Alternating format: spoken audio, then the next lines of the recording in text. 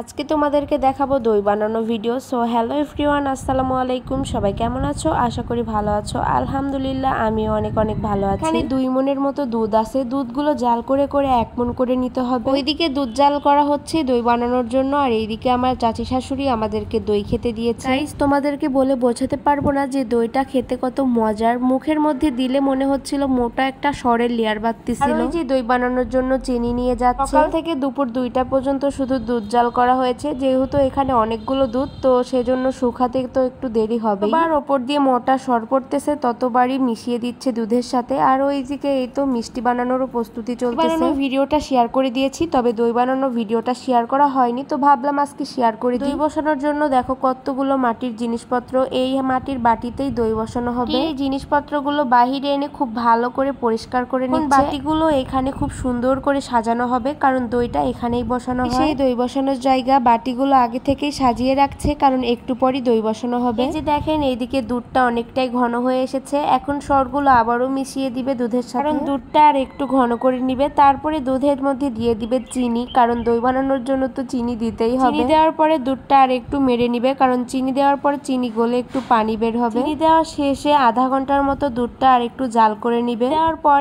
এই দুধের মধ্যে থেকে এত সুন্দর একটা গন্ধ বের হচ্ছিল, কি আর বলবো গাইস। তারপরে দুধগুলো চুলা থেকে নামিয়ে এখন এই তো মাটির বাটিতে দই বসানো হচ্ছে। করে প্রত্যেকটা নাড়িতে দই বসানো হবে। আর এই দইটা আমার চাচা শ্বশুরের বাসাতেই বানানো হচ্ছিল, কারণ তাদের বাসাতে প্রতিদিনই দই বানানো হয়, মিষ্টি বানানো হয়। দইটা খেতে এত মজার ছিল। এই দুধ জাল করার সময় দুধের মধ্যে কিচ্ছু দেয়নি, শুধু এমনি এমনি জাল করে কমিয়ে নিয়েছে। তারপরে শুধু চিনি দিয়েছে। আপনারা বাসাতে এভাবে বানাতে পারেন। কিন্তু এভাবে পাতলেই দইটা কিন্তু একদমই জমবে না, কারণ দইয়ের মধ্যে আরেকটা জিনিস দেওয়ার বাকি আছে। সেইটা কি একটু পরেই আপনাদেরকে দেখাবো। আমি অনেকেই দই বানানো দেখছি, তবে চোখের এরকম সামনাসামনি দই বানানো আমি কখনোই দেখিনি। আর দই বানানো দেখতে আমার বেশ ভালোই লাগছিল, অনেক ভালো লাগছে। সারাটা দিন শুধু দই বানানোই দেখেছি। বাজারে বিক্রি করার জন্য দই, আর এই দইগুলো দেখেন দেখতে কি সুন্দর লাগছে। দই জাল করার সময় চুলাতে যে কয়লা ছিল আগুনের, ওই কয়লাগুলো এই মাঝখানে দিয়ে দিবে দই জমার জন্য। গরম কয়লার তাপেই কিন্তু দইগুলো জমতে সাহায্য করবে। দই বানানোর জন্য যেই দুধগুলো জাল করা হয়েছে,